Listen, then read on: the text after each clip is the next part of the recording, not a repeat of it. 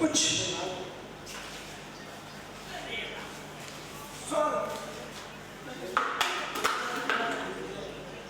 सुबह सवेरे बहुत अच्छे लगते हैं। वाह, क्यों? क्योंकि उसमें कुछ संदेश होता है, कुछ प्रार्थना होती है। आज सुबह लगभग 4 बजे के आसपास, 3:30 बजे एक बालक आया था नकाश, बहुत सुंदर दीप पड़े उसके, तो उसको गीत सुनने के बाद मुझे लगा कि आज अच्छा सुनने मिले। अभी जैसे उनको तमाम पुरस्कार मान सम्मान मिलते हैं, सिद्ध किया कि वास्तव में माँ सरस्वती की साधना में जो गोला के तमाम लोग यहाँ पर लगे हुए हैं, उनमें से एक होगी। बचपन से अपने गांव से ही भैया आलोक से हमारा लगातार वास्ता रहा है। एक दूसरे को देखकर हम लोग प्रोत्साहित होते रहे।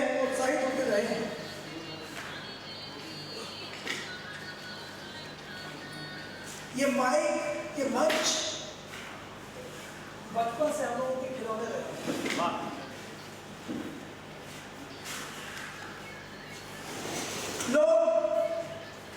जब लोग कंचे खेलते थे तो हम लोग माइक से खेलते थे। हम लोग यहाँ कंचे में खेलते, कंचे खूब मिलते थे। 1 रुपए के 10 मिलते थे। 5 पैसे दूध, 5 पैसे दूध, 25 पैसे 10। वो आपकी उम्र में था भाई, और भाई हमारे अपनी उम्र से कहाँ छोड़ रहे हो जो है, अपनी उम्र से कहाँ छोड़ रहे हो? आपकी मोशन सब बाल सफेद हो गए, हम लोगों के भी केवल 10% सफेद, वो भी धन देते हैं। तो आगे श्रीकांत तिवारी काम जी लिखते हैं, रात बाग कटवाने निकले, रात बाग कटवाने निकले, दिन में पेड़ लगाने निकले। देखिए कितनी बड़ी प्रसंगति। रात बाग कटवाने निकले, दिन में पेड़ लगाने निकले, दरवाजे पर भीड़ भाड़ में सबके सब अनजाने निकले। वाह, जिनको अपना समझ रहा था, बंदूकें सुधियाने निकले, मूछें ऐंठे, मुंह बिचकाए, बाहर भौहें ताने निकले, जीवन भर दुदकाया जिनको, गंगा नीर पिलाने निकले, सूखे खड़े हुए थे घर में, फिर मूसल हरियाने निकले। ऐसी तमाम परिस्थितियों से हम दोनों गुजरे, लेकिन दुष्यंत कुमार जी लिखते हैं, न बोलो आकाश में कोहरा घना, न बोलो आकाश में कोहरा घना है, या किसी की व्यक्तिगत आलोचना है, या किसी की व्यक्तिगत आलोचना है। मित्रों, मंच पर सुविधा नहीं है, अब तो नेपथ्य में ही संभावना है। तो हम दोनों लोग संभावना तलाशते रहते हैं। नेपथ्य में आलोक जी को अपने स्कूल को अंदर नहीं जाना है, तो मैं और किसी विशेष भूमिका को न कहते हुए आलोक जी को आमंत्रित करता हूँ कि सूर्य का आलोक भी आने वाला है, इस मंच का आलोक भी आ रहा है। हार्दिक स्वागत है आलोक जी। बहुत बहुत धन्यवाद आदरणीय विश्व रिकॉर्डधारी बड़े भाई श्री यतीश चंद्र शुक्ला जी। सर्वप्रथम ज्ञान की देवी माँ बागेश्वरी को प्रणाम करता हूँ। समृद्ध मंच, जहाँ मंच की ओर आदरणीय गुरुदेव गेदन लाल करोटिया जी, श्रीपाल वर्मा जी, प्रमोद गुप्ता भोले जी, शशिकांत जी और नगर के वरिष्ठतम साहित्यकार आदरणीय चाचा श्रीकांत तिवारी कांत जी की गरिमामयी उपस्थिति हो। मैं कविता पढ़ने से पहले एक बात बताना चाहता हूँ कि हमारे आज के विश्व रिकॉर्डधारी जो कई विश्व रिकॉर्ड बना चुके हैं, उनका जन्मदिन कल था। उनको जन्मदिन की शुभकामनाएं देता हूँ। एक दिन बाद और आदरणीय शिप्रा खरे जी का जन्मदिन कल है, तो दोनों लोगों का जन्मदिन मिला के मैं दोनों लोगों को शुभकामनाएं अपनी पंक्तियों के माध्यम से देना चाहता हूँ। ये कपिलस फाउंडेशन जो कि एक संस्था विश्व स्तर पर अपना रिकॉर्ड मुकाम हासिल कर रही है और निरंतर एक से एक बढ़कर रिकॉर्ड बना रही है, ऐसी ढेर सारी शुभकामनाएं इन लोगों के अथक प्रयास से हो रहे हैं। तब मैं पढ़ता हूँ, उसके बाद की रचना पढ़ता हूँ कि रहें स्वस्थ, दोनों लोगों के लिए है कि रहें स्वस्थ, समृद्ध, प्रफुल्लित, जीवन के प्रतिमान बने।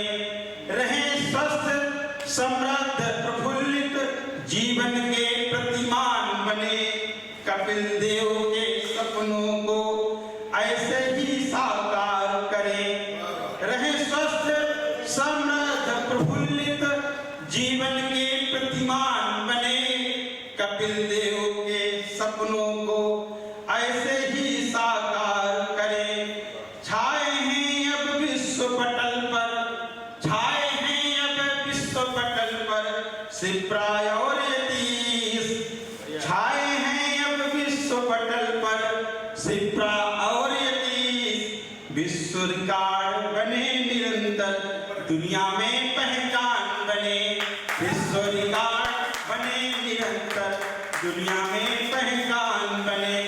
और चूंकि गोला भोले की नगरी है, हमारे प्रमोद गुप्ता भोले मंच पर हैं, ऐसे में सर्वप्रथम भोले बाबा को प्रणाम करते हुए निवेद एक मुक्तक से अपने कार्यक्रम की अपने पाठ का प्रारंभ करता हूँ कि भोले बाबा कौन है। कि भोले बाबा हैं दानशील, बसते हैं कंकर कंकर में। भोले बाबा हैं दानशील, बसते हैं कंकर कंकर में। विस्पान किया करते रहते, बसते रहते हिम बंकर में। भोले बाबा हैं दानशील, बसते हैं कंकर कंकर में। विस्पान किया करते रहते, बसते रहते हिम बंकर में। सारे जग के मालिक हैं, अविनाशी हैं अब ढरदानी। सारे जग के मालिक हैं, अविनाशी हैं अब ढरदानी। देवों में भी है महादेव, मैं शीश झुकाता शंकर में। देवों में भी है महादेव, मैं शीश झुकाता शंकर में। एक और नाम है आनंद मंजूर जी, जिन्होंने हमें बुलाया था, शाम को फोन किया था, उनकी भी गरिमा में उपस्थिति है। और सिरे से एक माँ से अपनी एक छोटी सी रचना से अपने प्रारंभ करता हूँ कि माँ क्या है। चाहे वो माँ जिसने हमें जन्म दिया हो, जन्मदात्री माँ हो, चाहे सरस्वती माँ ज्ञान की देवी माँ शारदे हो, चाहे शक्ति की माँ दुर्गा हो, चाहे धरारूपी माँ, तमाम माँओं को समर्पित एक छोटी सी रचना आप सभी के समक्ष प्रस्तुत है कि जिस माँ ने मुझको जन्म दिया, पाला पोसा बड़ा किया। जिस माँ ने मुझको जन्म दिया, पाला पोसा बड़ा किया। जब बचपन में छोटे थे हम, गोद में माँ की रोते थे हम। जब बचपन में छोटे थे हम, गोद में माँ की रोते थे हम। माँ मुझको फुसलाती थी, गीतों में लोरी गाती थी। माँ मुझको फुसलाती थी, गीतों में लोरी गाती थी। कष्टों से लड़ना सिखा दिया, पर्वत पर चढ़ना सिखा दिया। कष्टों से लड़ना सिखा दिया, पर्वत पर चढ़ना सिखा दिया। कंधों पर अपने बैठा कर मुझको है अंबर दिखा दिया। कंधों पर अपने बैठा कर हमको है अंबर दिखा दिया। माँ क्या है कि माँ ममता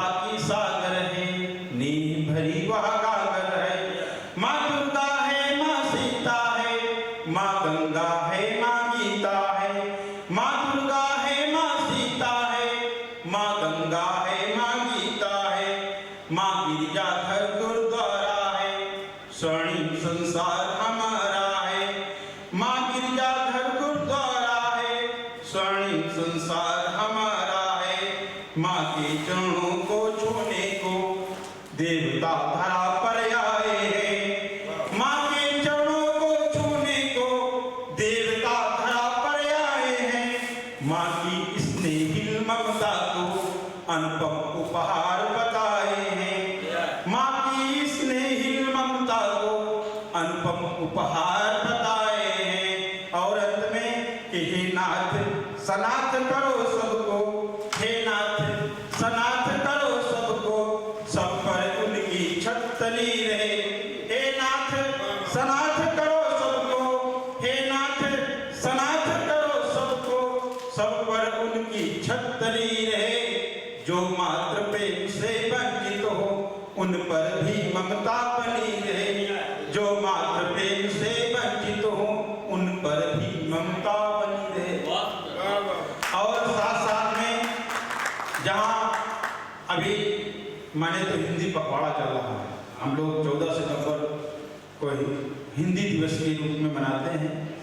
हिंदी विश्व की जहाँ दूसरी सबसे बड़ी भाषा है, बोली जाने वाली भाषा, ऐसी हिंदी भाषा और हम हिंदुस्तान में रहते हैं तो हिंदी पर कुछ पंक्तियाँ निवेदित हैं। ध्यान चाहूँगा कि हम हिंदवी हैं हिंदुस्तान, हम हिंदवी हैं हिंदुस्तान, हिंदी भारत की पहचान।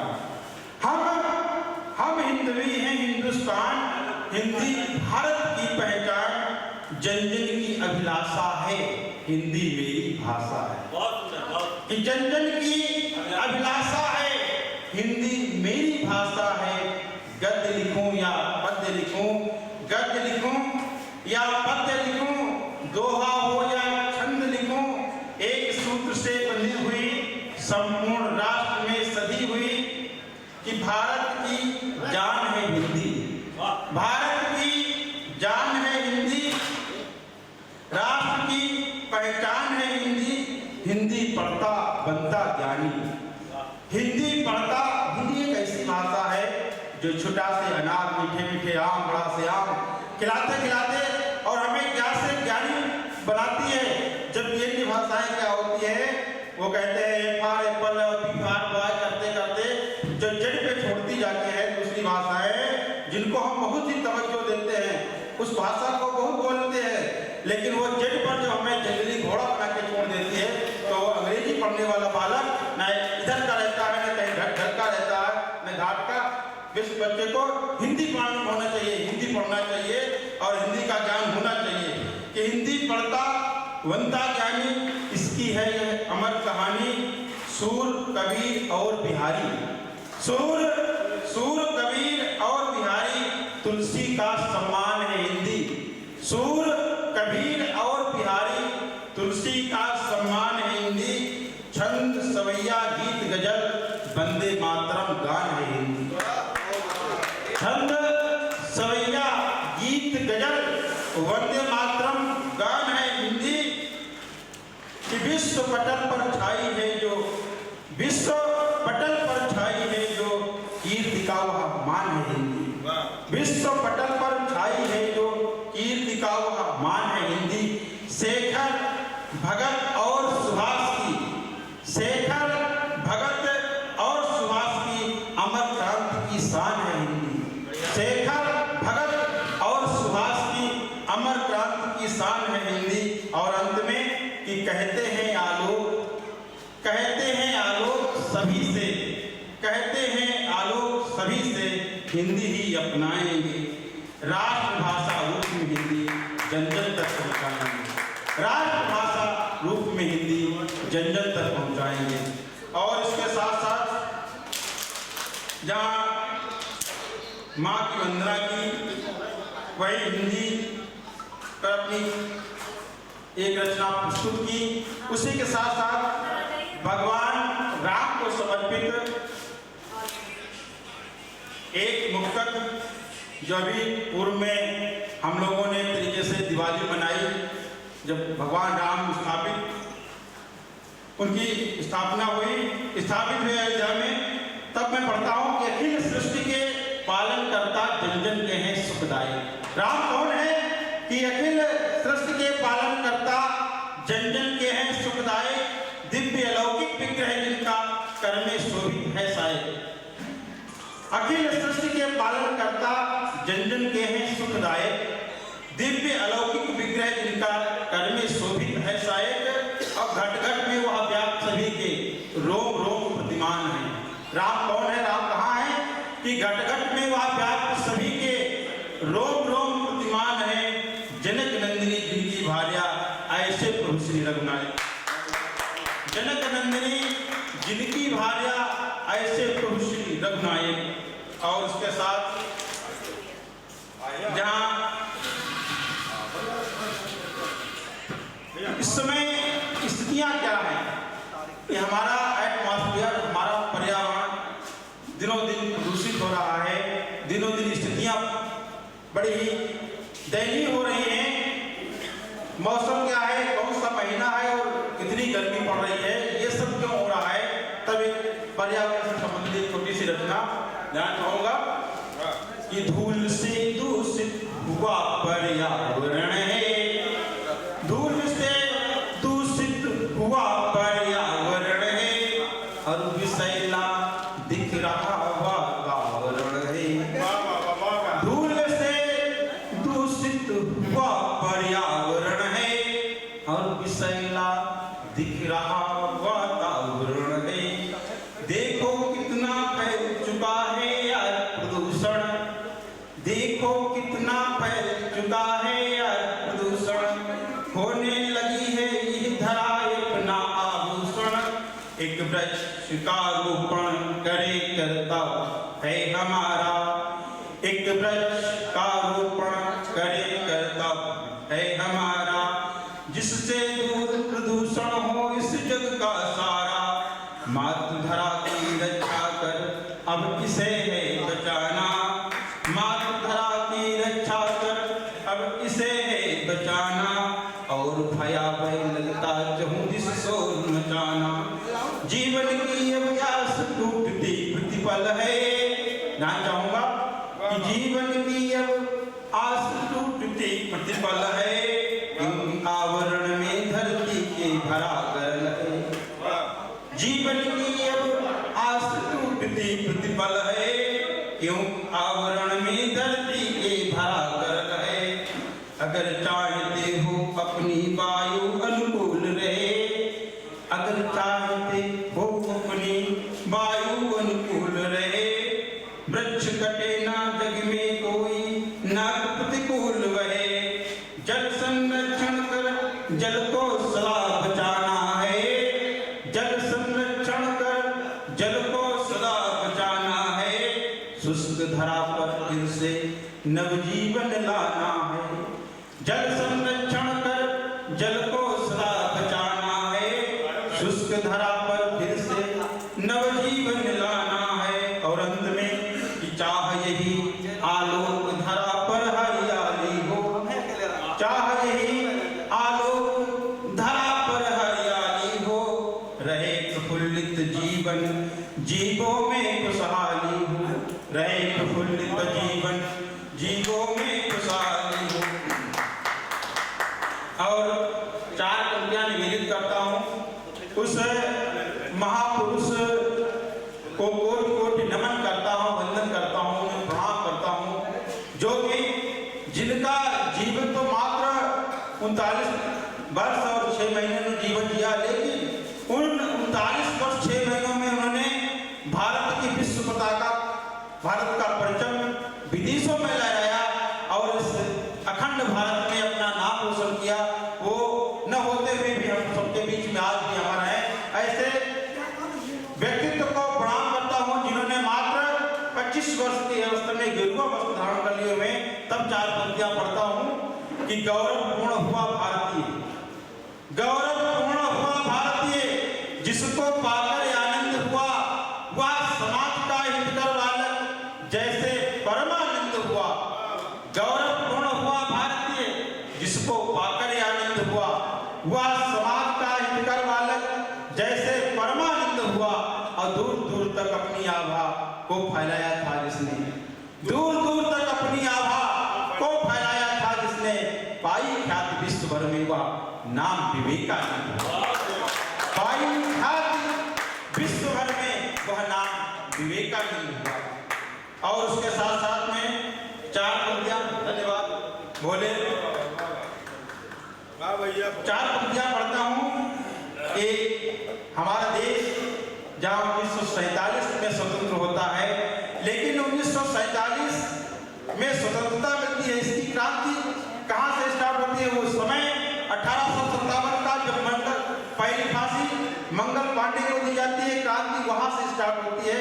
तब 4 पंक्तियां पढ़ता हूं कि पहली फांसी पर चढ़ने वाले मंगल पांडे और आखिरी, बड़े ही सौभाग्य की बात है, बड़ा मैंने आखिरी फांसी जो स्वतंत्रता संग्राम में दी गई वो इसी जिले के, अपने ही जिले के लखीमपुर खीरी के पास के गांव भीखमपुर के शहीद राजनारायण मिश्र की दी गई, जिनको जिस समय फांसी पर चढ़ाया गया तो उनका कुछ पाउंड वजन सुनने में कहा जाता है कि कुछ पाउंड वजन बढ़ता है, लोगों का वजन घट जाता है, लेकिन ऐसे ऐसे क्रांतिकारी हुए जिनका वजन बढ़ा, जिन्होंने गर्व के साथ में उस फांसी के फंदे को चूमा। तब 4 पंक्तियां पढ़ता हूं कि स्वतंत्रता की पहली चिंगारी जिसने दीप जलाया था, स्वतंत्रता की पहली चिंगारी जिसने दीप जलाया था, नाम हुआ था मंगल पांडे जिसने बिगुल बजाया था। स्वतंत्रता की पहली चिंगारी जिसने दीप जलाया था, वह नाम हुआ था मंगल पांडे जिसने बिगुल बजाया था। आगे बढ़कर लक्ष्मीबाई ने फिर अंग्रेजों को ललकारा, आगे बढ़कर लक्ष्मीबाई ने फिर अंग्रेजों को ललकारा। भगत सिंह शेखर सुभाष ने अपना सर्वस्व गंवाया था, भगत सिंह शेखर सुभाष ने अपना सर्वस्व गंवाया था। और इसी के साथ साथ अपने देश जहां हम लोग राष्ट्रीय त्योहार 15 अगस्त स्वतंत्रता दिवस के रूप में, 26 जनवरी गणतंत्र दिवस के रूप में और 2 अक्टूबर अन्य प्रकार के जो है राष्ट्रीय त्योहार मनाते हैं, तब इस भारत देश जो हमारा स्वतंत्र है, ये स्वतंत्र बना रहे, तब स्वतंत्रता दिवस के बारे में कुछ पंक्तियां पढ़ता हूं। ध्यान चाहूंगा कि स्वतंत्र हो चुका देश हमारा है, स्वतंत्र यह देश हमारा है, स्वतंत्र ये देश हमारा, परतंत्र नहीं होने देंगे, देश के अंदर जय चंदों के षड्यंत्र नहीं होने देंगे। है स्वतंत्र ये देश हमारा, परतंत्र नहीं होने देंगे, देश के अंदर जय चंदों के षड्यंत्र नहीं होने देंगे। जाने कितने क्रांति दूत ने जेलों में लाठी खाई, देश को आजादी ऐसे नहीं मिली। जाने कितने क्रांति दूत ने जेलों में लाठी खाई, देश की आजादी की खातिर वीरों ने जान गंवाई। जाने कितने क्रांति दूत ने जेलों में लाठी खाई, देश की आजादी की खातिर वीरों ने जान गंवाई। सूरों ने मिट्टी के पुतलों को असली जामा पहनाया, सूरों ने मिट्टी के पुतलों को असली जामा पहनाया, जंजीर गुलामी की तोड़ी वीरों को बाना पहनाया। कि चाहे उठा था आभा मंडल, क्या स्थितियां रही होंगी 1947 से पूर्व की घटनाओं की, क्या स्थितियां रही होंगी। तब पढ़ता हूं कि चाहे उठा था आभा मंडल गर्दन कट जाती थी, चाहे उठा था आभा मंडल गर्दन कट जाती थी, पड़ती थी बेड़ियां पैरों में मर्दन कर जाती थी। गोरों ने फिर जाने कितने आवाज जलाए होंगे, गोरों ने फिर जाने कितने आवाज जलाए होंगे, राष्ट्रभक्त वीर पुत्रों ने अपने खास बुलाए होंगे। सावधान बन रहना होगा, संघर्ष अभी भी जारी है, सावधान सावधान बन रहना होगा। बहुत बहुत धन्यवाद। बहुत बहुत आभार आलोक जी। महावीर प्रसाद मधुक जी की कुछ पंक्तियां हैं। तूफान के बीच मचलते, तूफान के बीच मचलते, पल के लिए न प्यार से टलते, पल के लिए न प्यार से टलते, एकाकी कुटिया में जलते, एकाकी कुटिया में जलते, मिट्टी के नन्हे दीप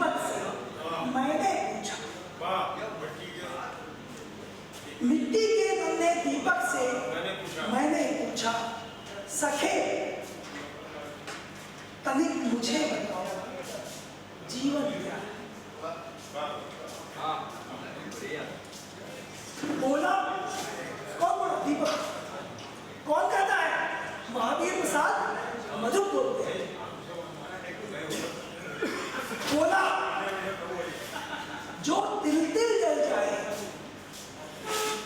पर स्वधेय पर आँच ना आए। तो जो ये ध्यान ये क्या बात? बोला जो तिल तिल जल जाए।